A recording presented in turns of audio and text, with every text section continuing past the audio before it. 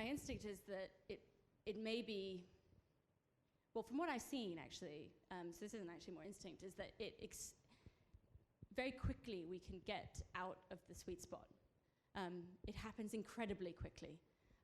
A little bit of money, or that you're going to take over the plot next door, and all of a sudden you're back to thinking, I don't give a fuck about anybody, and I'm thinking for me only, and so that there is I think is actually very fragile, and you can very quickly come out, and you're still marginalized, you're still dirt poor, and you're still in the periphery, and so in the grander scale of the thing, but that feeling of I'm better off working together, I think it's quite fragile.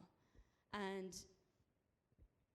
I also I don't want to leave people thinking that, and so the question for me is, how can you keep that togetherness but have that material change? Because we don't want to keep people in sort of a state of living in a single-story pucca house because it's great, then we all get along because we're so, deprived that I have to get along. And so there is a real tension. I actually don't know the answers to it.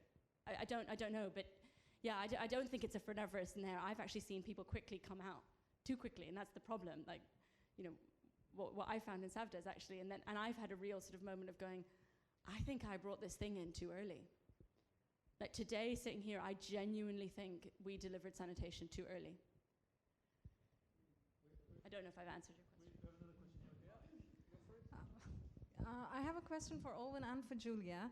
Owen, I'm an academic at UCL, and I've noticed that in the last 1 year, Deptford is extremely popular amongst academics. We have at least 3 different modules and studio projects around Deptford, and I wondered whether you have partnered with academia, and whether you think it's, what are the advantages and disadvantages of this kind of academic exchange with activism, because academia really thrives on some of these activist partnerships. So I wondered if you could tell us a little bit about that.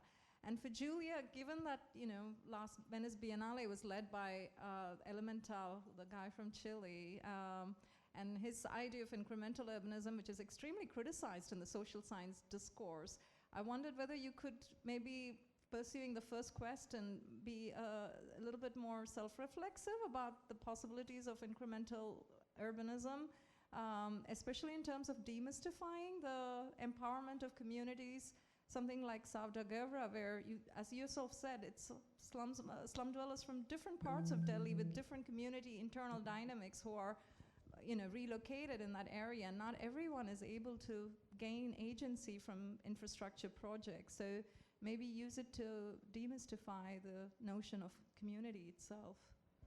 Okay, my alarm went off, but I think we have until 6, no? No, we have until 5:30. So we have another panel. We have another panel, so maybe, I know you speak all very quickly, so maybe just quickly, and we have one more question here. And Pablo, we have to be quite quick in the next panel, I should get ready in the meantime. I think, that was a great question, because it's been something I've been thinking about a hell of a lot, to see what's its limitations and what's not happening now between the practical work in the ground and academia. Where's it falling on its face? And I think, Deptford's case in point. There's so many groups of students, often turn up the garden, they go to the Deptford People's Project, they kind of ask questions, do research, goes back. And you just often don't see the results. I think sometimes it works and sometimes it doesn't. So with the case of the Deptford Neighbourhood Plan, there's something really clear that this group of people need to get out of students, and they have the time to go away and do that research. It's into policy, it's into urban planning, it's into different areas, and that can just be synthesized and put straight into the work happening on that scale.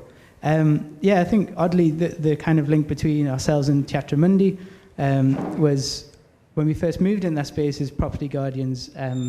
Andy was able to kind of work with us and build up a kind of thesis around a commoning that was going on in that space. I think we were aware of it, but hadn't contextualized at the point of having the time as a student to write that up, hand it to Teatro Mundi, be in a competition, then see it kind of move off into really abstract spaces.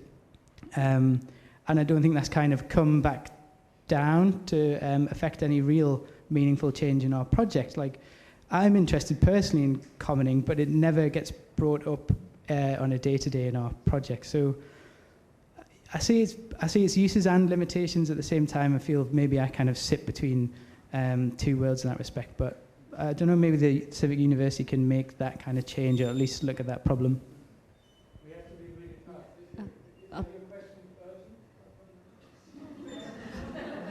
Is your question Should I answer the... we maybe can postpone them to the bar.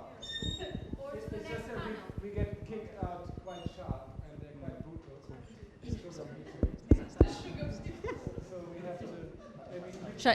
I'll quickly answer. So, Re Aravena, I think what I was trying to communicate in the talk is that I think for me, I've never heard him talk about it as a social political project. He talks about incrementalism as just space and money. I hope that I've added to that today. If not, I failed.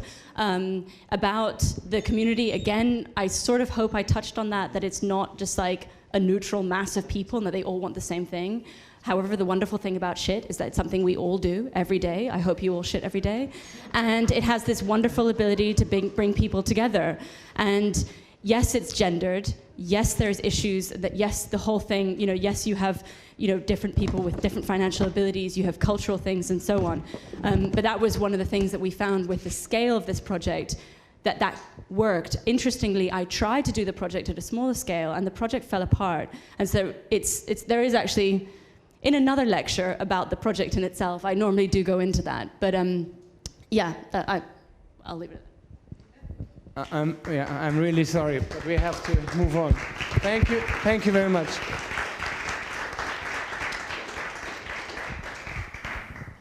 Cheers, guys.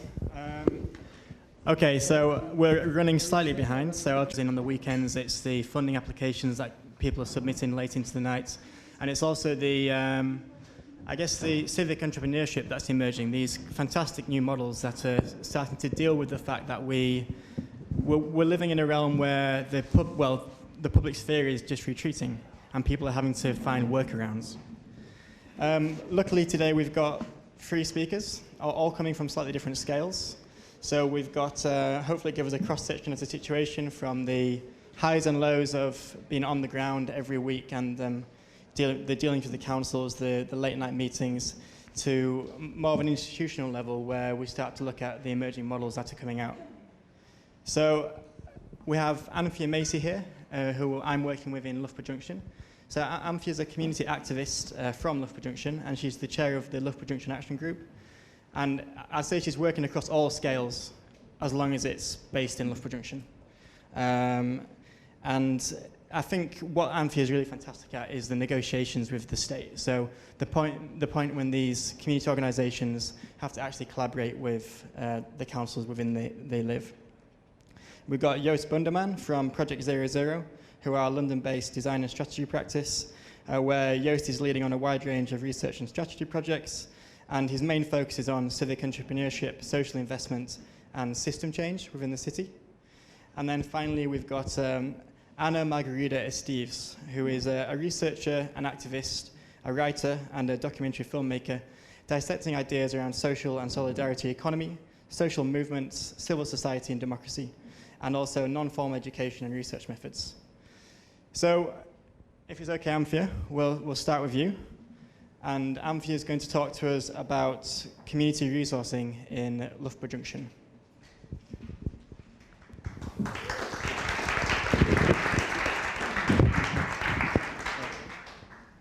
Do you want to put the thing on?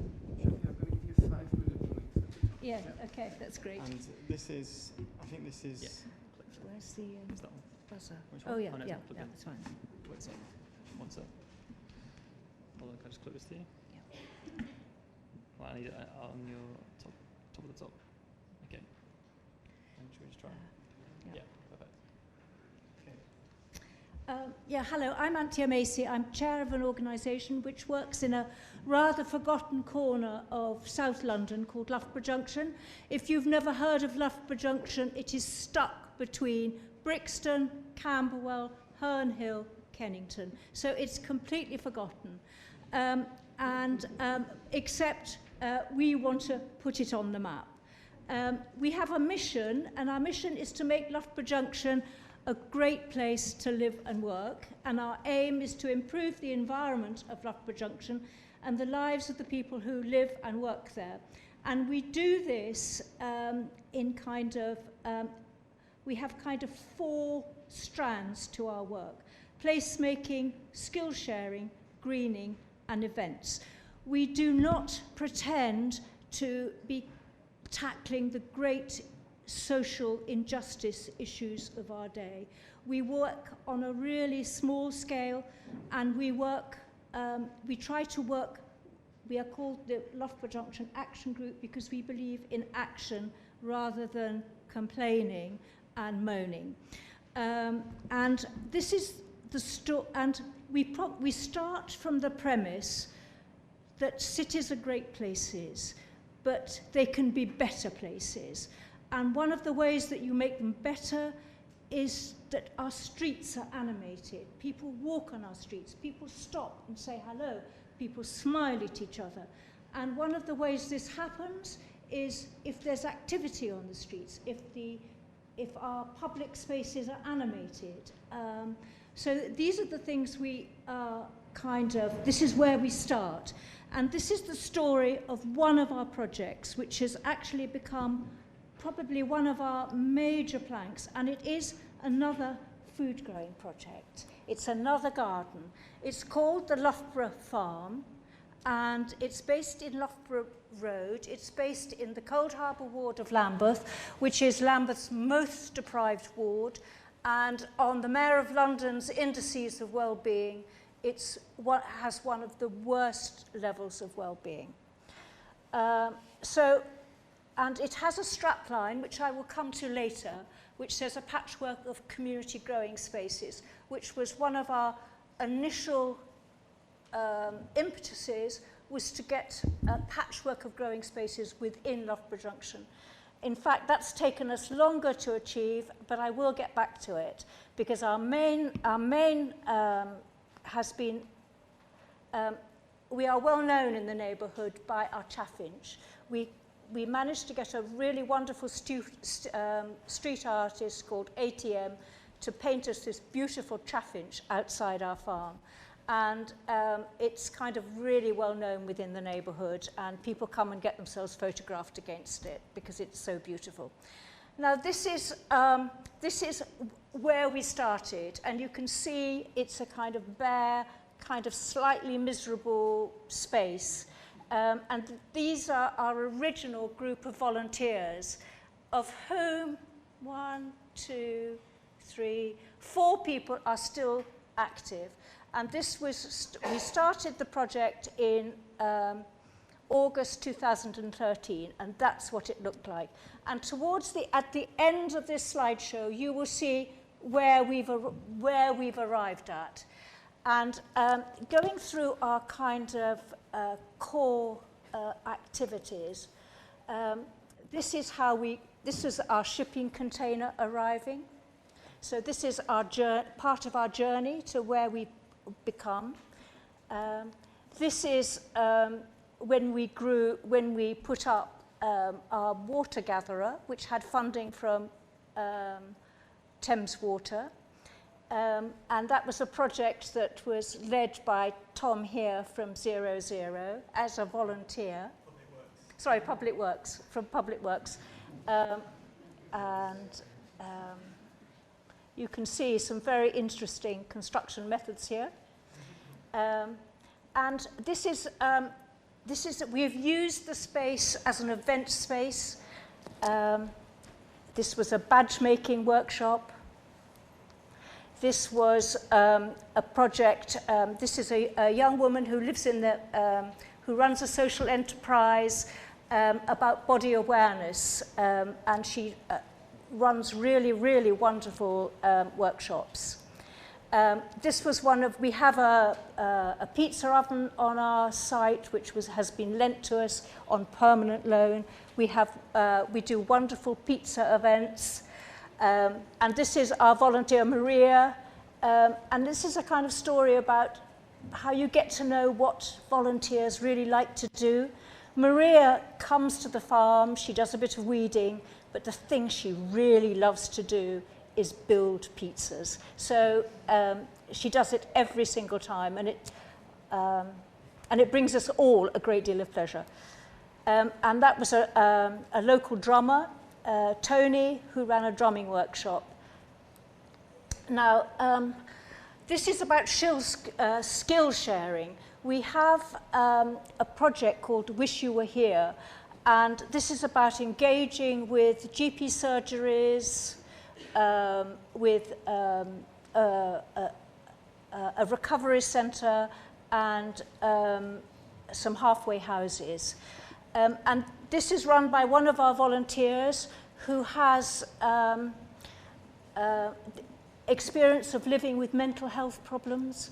And so this is a kind of like peer-to-peer mentoring project.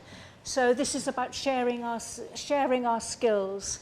And she goes out and runs market stalls in local GP practices.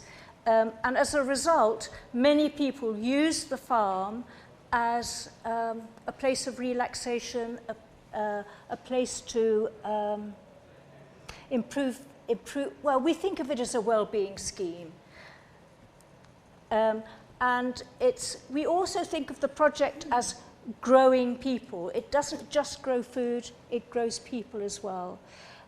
We've had many volunteers who've taken responsibility for particular aspects of the project. This is one volunteer, Charlotte, who has taken responsibility for running the monthly market stall, and she's gone on to run a community cafe, which is part of the Loughborough Farm in a little adjacent building. So this is all, again, this is about growing people. And this is going on to our patchwork of local growing spaces.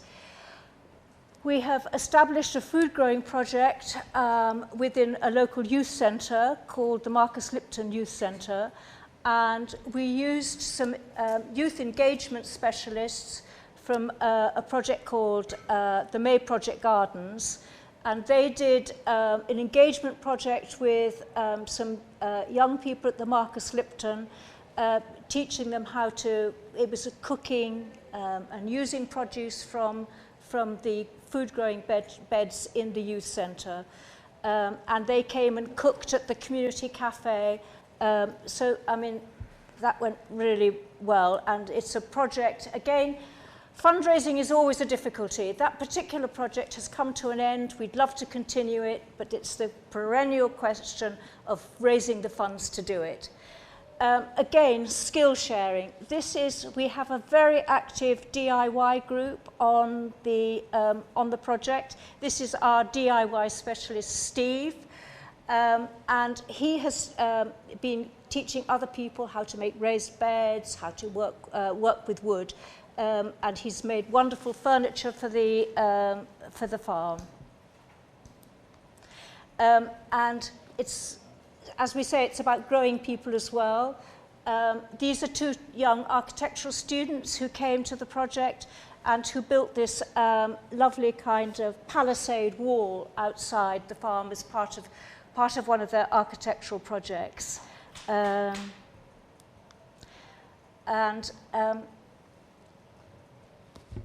One of the other things that's really important to us is tea time. We're very good at sitting around and talking to each other. And I actually think it's one of the most important things we do is we gather together at our gardening sessions and we talk to each other. And we eat cake and drink tea. And this kind of sociable aspect of the project is one of the things that has cemented our volunteers together. Again, tea and cake. And these are some of our volunteers. This is a Nepali family. And these are just really, because just getting back to what we are growing food as well as providing a community space. So this is some lovely pictures of some of our produce, some lovely gourds. I took this picture yesterday, some beautiful chard. And this is in our plant room, beautiful, beautiful produce that's about to go in, and produce in our beds. And this is one of our satellite projects. I said that I'd get into the fact that the original aim was to get food growing spread throughout the Loughborough Junction area. And this is a project that it was behind some council flats quite near the farm. And with the help of a project called the Lost Effra project, this was a large piece of concrete, and we helped the residents get the funding for this really beautiful community garden, which we support once a month with growing advice. And now I get on to the kind of the end game. The farm was always going to be, the Loughborough farm was always going to be a temporary growing space. And we always said to Lambeth Council, because the site belongs to Lambeth Council, we always said that we would hand the site back to them when they needed it for development. We always said that, I don't think we would have broken our word. But because the farm was so successful, I think Lambeth Council were in a bit of a bind about how they were ever going to get rid of us. So they came up with a solution which was to go to the GLA's Growth Fund to put some affordable workspace on this site and the end site, and provide a permanent, albeit on a smaller site, a permanent home for the Loughborough farm. And this project will probably now start in the summer, and we're really very thrilled to be part of it.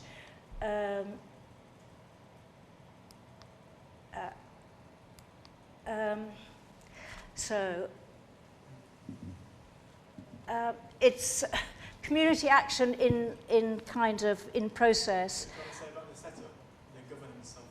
The governance of LJ Works. This is a project called LJ Works, which has, the governance of it is that it's going to be, initially it's going to be run by an organisation, the spaces, these are going to be workspaces for local people, mainly living on the Loughborough estate, which is one of Lambeth's most deprived estates. Initially, it's going to be run by an organisation called Meanwhile Space, but in the long term, Lambeth's aim is to pass the management of the site onto a local management group. Some of it will be, which will be the local Residents Association, LJAG, the Loughborough Farm, and various other community organisations. So hopefully it will be a very successful project. Thank you.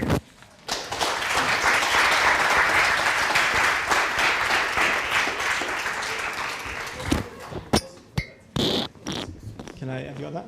What? Could I get Joost to the stage? Who he is?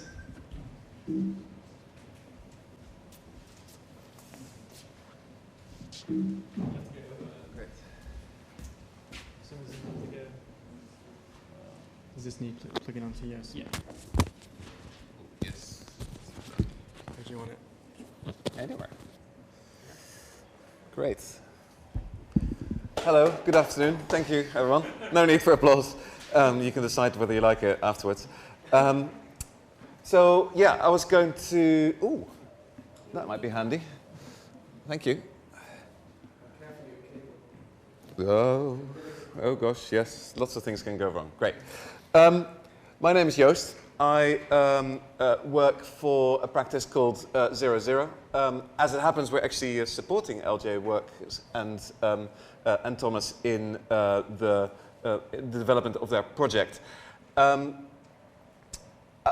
what I want to talk about is our research over the last, actually, around 7-8 years now into what we call sort of civic ventures and civic entrepreneurship, and just some key thoughts that are emerging from that, and that rather dark point there, saying it's a dark matter question. I think it'll become clear what I mean with that. Right.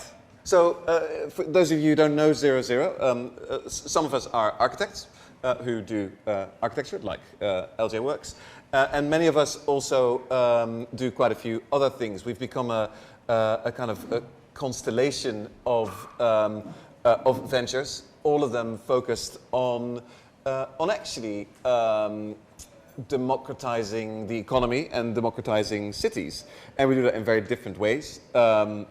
So whereas impact hubs are workspaces that we help to found and run in Birmingham and across London that are a platform for different kinds of entrepreneurship. WikiHouse is an open source house building platform that my colleague Alistair has started, and OpenDesk is a furniture design platform that links young designers or designers in general and fabricators all over the world, so as to bypass the kind of the gatekeeping that the furniture industry does when it comes to enabling local economies to grow, and so forth. I won't go into too much detail, but so we do a lot of different things, and as part of that, we published a book that you may or may not know. It came out around 7 years ago. It's called The Compendium for the Civic Economy, and I talk about it often. And every time I talk about it, I wonder to what extent what I'm about to say is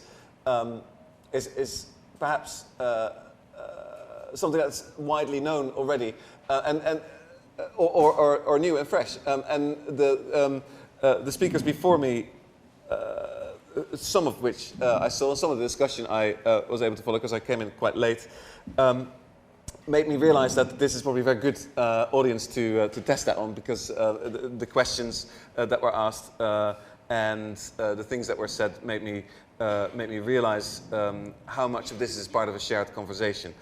So, of course, we're not the only ones who've been noticing and chronicling and celebrating and putting cautious footnotes to the rise in people-led urbanism, civic venturing, no matter what you want to call it, in the UK and elsewhere. But when we wrote this book, it was the height of the economic crisis, 2010, 2011. Big money, whether public or private, had disappeared from the sort of urban regeneration scene all of a sudden, and the question that was asked was, so now what?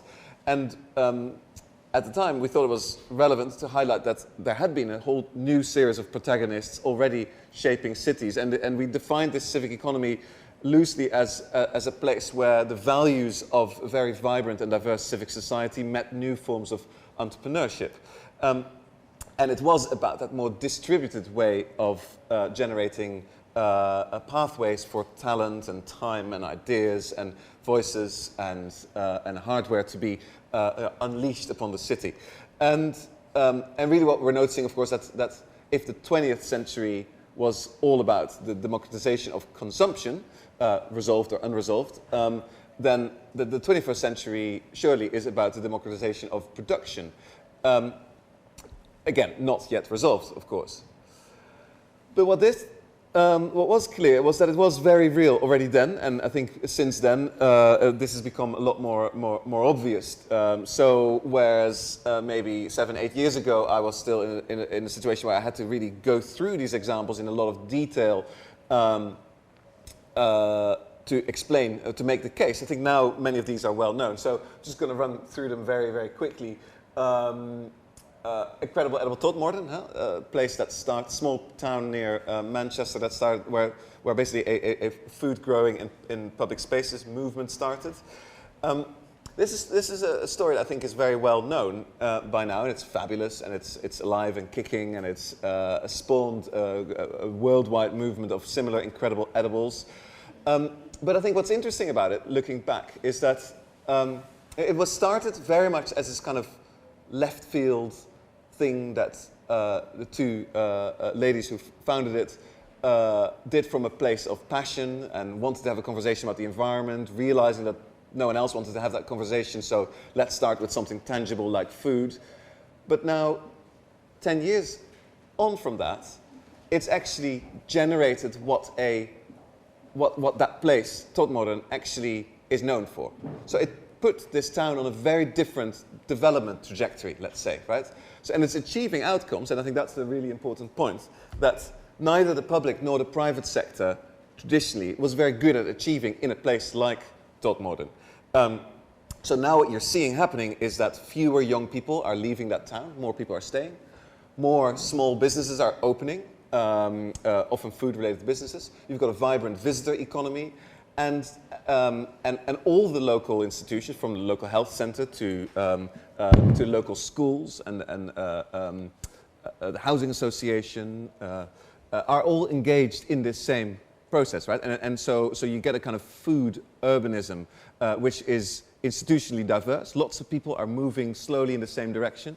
And it's making a real difference. And the fact that, sure, there's apple trees at the train station and corn growing in front of the police station is nice, but what's underneath is much more interesting, right? And it's something that policymakers, putting in 10 years' time a town on a very different economic trajectory, find incredibly difficult to achieve, no matter how many sort of inward investment and economic development officer time, etc., was being put to that. The second example is it's a lamp, as you can see, and the little sign. This is in a very small town, not actually a very small town, a typical new town in the Netherlands. The little sign above said, "This lamp is property of the local neighborhood association. In case of any problems, email lamp@neighborhoodassociation.nl."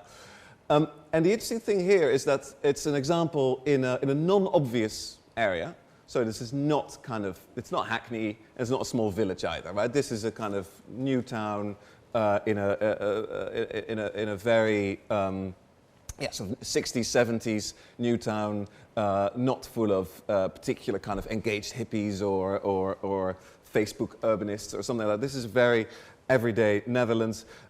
Where a group of people realized that actually there was a perceived safety issue in these kind of 1970s back alleys, and well, if the council wasn't going to do anything about it, then they might as well, all of them put a lamp behind the door and just run it through their own household energy bill. Why not? 10 cents a year, and everyone feels better, right? And out of having done that, they now have started to engage in much bigger projects. They now form a school as a sort of childcare